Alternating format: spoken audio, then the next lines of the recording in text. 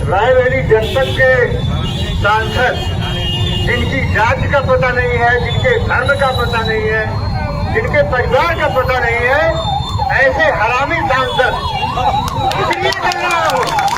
ये रायबरेली की जनता का अपमान इसने विदेशों में जाकर के किया। अमेरिका की औलाद, इटली की औलाद अमेरिका में जाकर के भारत का अपमान करने वाले रायबरेली के सांसद के खिलाफ धरने की जरूरत सांकेतिक धरना है। इसके बाद राहुल गांधी दोबारा रायबरेली में घुसने नहीं पाएंगे। प्रशासन के सामने जननायक राहुल गांधी को जिस तरीके से गाली दी गई है, ये देश उसको बर्दाश्त नहीं कर सकता है। जननायक राहुल गांधी जी भारत की आवाज़ है, लोकसभा में प्रतिपक्ष के नेता हैं और हर अन्याय के खिलाफ बोलने वाले नेता हैं।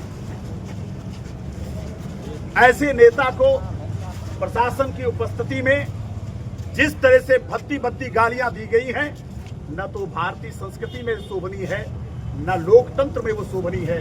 और जिस तरीके से संविधान और लोकतंत्र की धज्जियां उड़ाई गई हैं, और सुबह मैंने उस वीडियो को देखा है जिससे मैं आहत हुआ हूं। और आज तो मैं केवल यहां पर ये कैसी हिम्मत हो गई है और कैसी धमकी दे दी कि अगर एक लोकसभा के सांसद को और विपक्ष के नेता को अगर इस तरह से धमकी दी जा सकती है, तो रायबरेली किसी की जागीर नहीं है।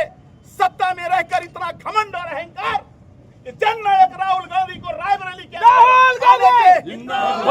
रोकने के लिए जिस तरीके से बेहूदी बातें कही गई है, उन बेहूदी बातों को मेरा जैसा नेता बोलने की स्थिति में नहीं है।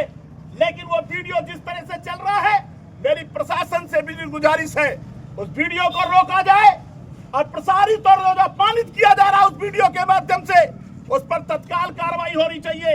और जिन लोगों ने भी ऐसी अपमानजनक बेहुदा बातें कही हैं, उनके खिलाफ एफआईआर दर्ज हो और विधिपूर्वक कार्रवाई होनी चाहिए। अगर कार्रवाई नहीं होगी तो हम नौजवानों के खिलाफ ये जो बर्बरता की गई है, जो अन्याय किया गया है और जननायक राहुल गांधी और गांधी परिवार को गाली दी गई है, इस गाली के खिलाफ हम किसी भी हद तक गुजरेंगे। आज तो हम कानून के दायरे में रहकर जिलाधिकारी के माध्यम से अपनी बात कहने आए हैं, लेकिन अगर हमको न्याय नहीं मिला तो हम सड़क से लेकर के गांव गली कूचे तक पहुंचेंगे और अपनी आवाज को लोकतांत्रिक तरीके से, ये महात्मा गांधी का देश है, ये बापू का देश है, ये बाबा साहब अम्बेडकर का देश है, ये लोहिया का देश है, ये संविधान से चलने वाला देश है। इसमें ऐसी गुंडागर्दी बर्दाश्त नहीं की जाएगी। आप धरना प्रदर्शन कर सकते थे, लेकिन ऐसे नेता को, जो लोकप्रिय विपक्ष का नेता है, उसको ऐसी गाली अगर दी जाएगी और कानून अगर अपना काम नहीं करेगा, तो निश्चित तौर पर आप नौजवानों को आप कानून के दायरे में रहकर हमको अपनी लड़ाई लड़ने के लिए मजबूर कर रहे हैं।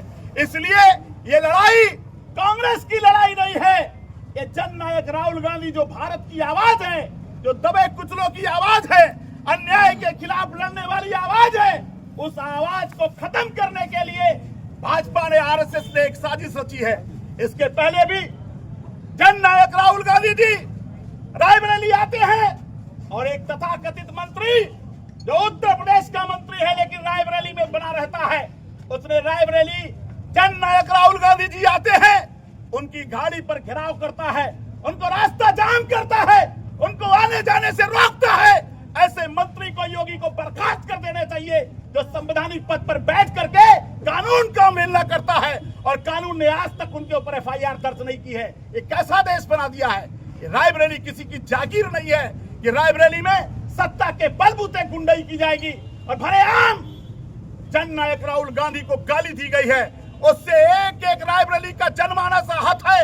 मैं अनुरोध करने आया हूं डीएम के माध्यम से, इस पर तत्काल कार्रवाई होनी चाहिए। अगर नहीं होगी तो एक तरफ फिर कानून का राज करने वाले देशभक्त होंगे और एक तरफ अंधभक्त होंगे। रायबरेली में फिर लड़ाई अंधभक्तों और देशभक्तों के बीच में लड़ाई होने जा रही है। इसलिए मैं कहना चाहता हूं, अंधभक्तों होश में आओ, ये तुम्हारे किसी की जागीर नहीं है जो तुमने भरेआम कैमरे में कहा कि हम राहुल गांधी को घुसने नहीं देंगे, हम रायबरेली में उनको आने नहीं देंगे। ये तुम्हारे बाप की धरती नहीं है, ये आचार्य महावीर प्रसाद द्विवेदी की धरती है, ये जायसी की धरती है, ये वीरा पासी की धरती है, ये राणा बेदी माधव की धरती है, ये तुम्हारे बाप की धरती नहीं है। जिस तरीके से तुमने सरेआम कैमरा के सामने गाली देने का काम किया है, हम चुप नहीं बैठेंगे।